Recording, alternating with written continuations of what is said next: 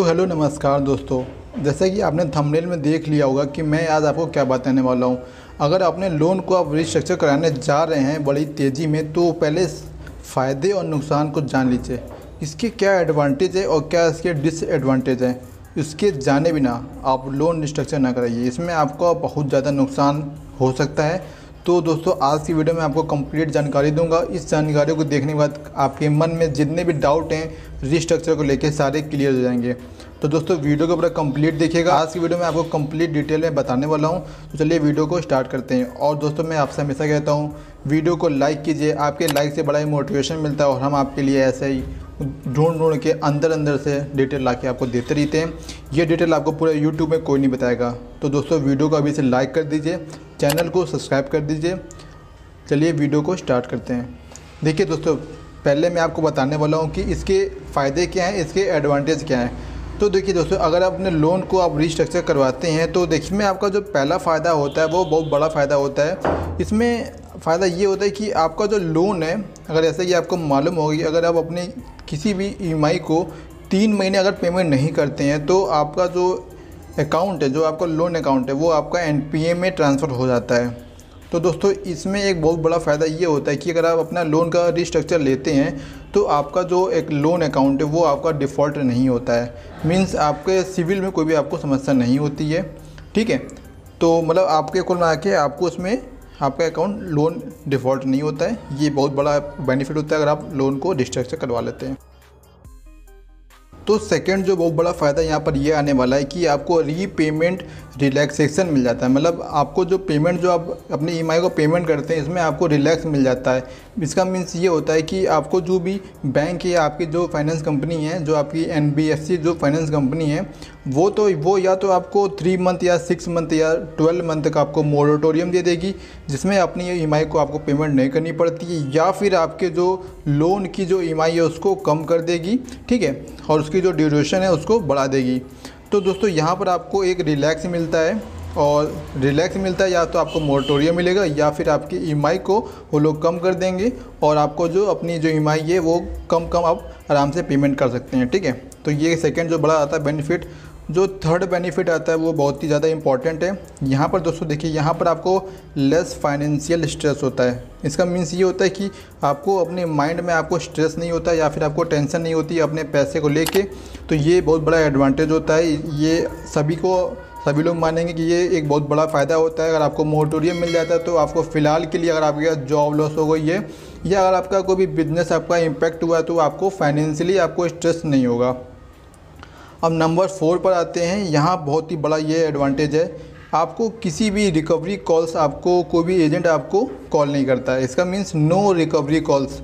दोस्तों, आपको कोई भी आपको एजेंट या कोई भी आपको बैंक या एनबीएफसी कंपनी का जो एजेंट होता है आपको परेशान, आपको हैरेसमेंट नहीं कर सकता। आपको कोई भी रिकवरी कॉल आपको दोस्तों नहीं आती है। तो ये बहुत बड़ा एडवांटेज होता है।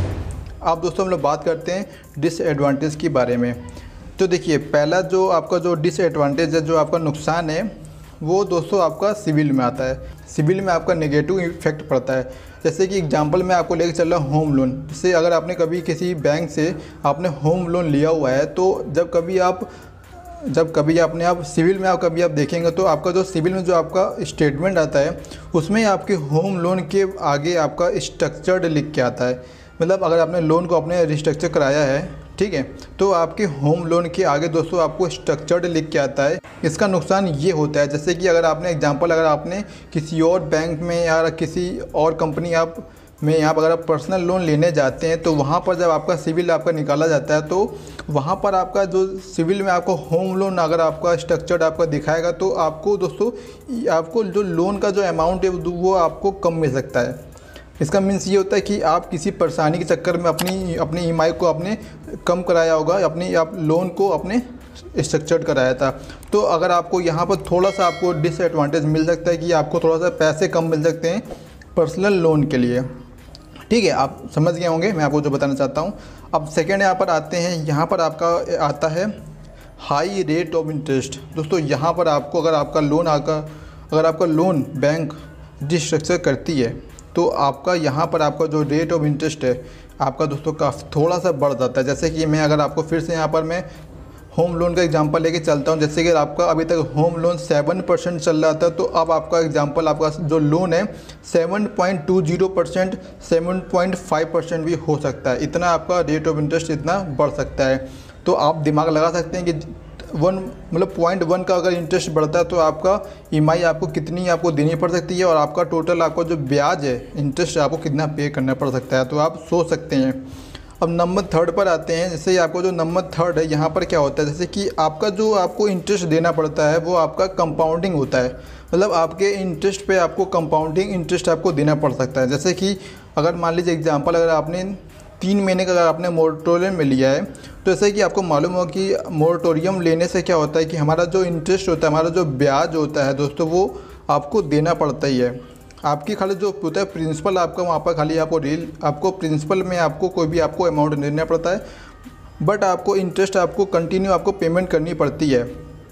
तो दोस्तों आपका वो 3 महीने या 6 महीने का मोरेटोरियम आगे जाके आपको 15 से 16 ईएमआई आपको एक्स्ट्रा बढ़ा सकती है। तो ये कंपाउंडिंग मीन्स समझ सकते हैं दोस्तों। कंपाउंडिंग मीन्स ये होता है कि आपको ब्याज के ऊपर भी ब्याज देना है। तो आपकी वो 3 महीने का जो आपका इंटरेस्ट होगा वो आगे जाके, अगर आपका लोन चल रहा है, होम लोन चल रहा है, तो आपको 20 साल का अगर आपका लोन चल रहा है तो आपको 15 से 16 ईएमआई आपको एक्स्ट्रा पेमेंट करनी पड़ सकती है बैंक या किसी भी एनबीएफसी कंपनी को।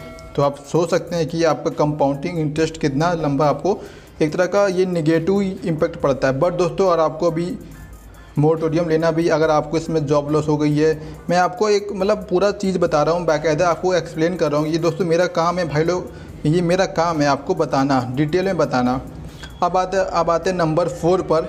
यहाँ पर आपको देखिए अब यहाँ पर आते हैं। जैसे कि मान लीजिए आपका जो ड्यूरेशन है, आपका जो लोन है, आपने अपना लोन 10 साल के लिए लिया हुआ है, ठीक है। अगर आपने अपना लोन 10 साल के लिए लिया हुआ है, तो यहाँ पर दोस्तों आप अपनी अगर रिस्ट्रक्चर करवाते हैं तो आपको मैक्सिमम 2 साल तक का आपको रिस्ट्रक्चर आपको मिलता है। 24 मंथ तक आपको रिस्ट्रक्चर मिलता है, ठीक है। तो इसका देखिए, इसका भी एक मान लीजिए कि अगर आपने अपने लोन, अगर आपने कोई भी मान लीजिए 10 लाख का लोन लिया हुआ है, ठीक है, 10 साल के लिए आपने लोन लिया हुआ है, ठीक है। अब आपका मान लीजिए अगर अपना लोन को आप रिस्ट्रक्चर करवाते हैं तो आपका जो लोन है 2 साल बढ़ जाएगा, मतलब 10 साल से 12 साल हो गया है। अब आपको जो टोटल आपको जो इंटरेस्ट आपको पे करना पड़ेगा, आपको जो टोटल आपको जो इंटरेस्ट पे करना पड़ेगा, मान लीजिए आपने 10 लाख का लोन लिया है, पहले आपको इंटरेस्ट आपको पे करना पड़ा था 5 लाख रुपये, 10 लाख का आपको 15 लाख आपको पेमेंट करना पड़ा था। अब आपको 10 लाख का आपको 18 से 20 लाख आपको पेमेंट करनी पड़ सकती है। तो आपका 8 से 10 लाख का आपका इंटरेस्ट आपको खाली एक्स्ट्रा जाएगा अगर आप लोन को रिस्ट्रक्चर करवाते हैं 2 साल के लिए मैक्सिमम। अब आते हैं नंबर 5 की ओर। देखिए नंबर 5 में क्या होता है, आपको फ़ीस और चार्जेस आपको बैंक को देने पड़ सकते हैं। अगर आपने लोन को आप रिस्ट्रक्चर करवाते हैं तो आप बैंक आपसे फ़ीस और चार्जेस बैंक आपसे लेगा। अगर आप लोन को रिस्ट्रक्चर करवाते हैं या अगर आप कुछ भी कराते हैं, मोरेटोरियम भी लेते हैं, तो आपको दोस्तों बैंक को आपको दोस्तों देखिए रिस्ट्रक्चर के अंदर ही मोरेटोरियम आता है। बैंक आपकी कंडीशन को देख के आपको मोरेटोरियम का रिलीफ देती है, बट आपको यहाँ पर फ़ीस और चार्जेस आपको दोस्तों पेमेंट आपको करनी पड़ सकती है, ठीक है। तो ये दोस्तों मैंने आपको एडवांटेज और आपको डिसएडवांटेज मैंने बता दिया है। आपको कोई भी समस्या आती तो मुझे नीचे कमेंट कीजिएगा, मैं आपको कमेंट का रिप्लाई आपको फास्ट से फास्ट देने की कोशिश करूँगा। उम्मीद करता हूँ आपको पूरी जानकारी मिल गई होगी रिस्ट्रक्चर के बारे में। अब आपके मन में कोई भी डाउट नहीं होगा, तो कुछ समस्या आती है मुझे कमेंट कीजिएगा। चैनल को सब्सक्राइब कीजिएगा, वीडियो को लाइक कीजिएगा ऐसी और वीडियो को आगे पाने के लिए। मिलते हैं आपसे अगली और कमाल के वीडियो में, तब तक अपना दोस्तों ध्यान रखिएगा। जय हिंद, वंदे मातरम।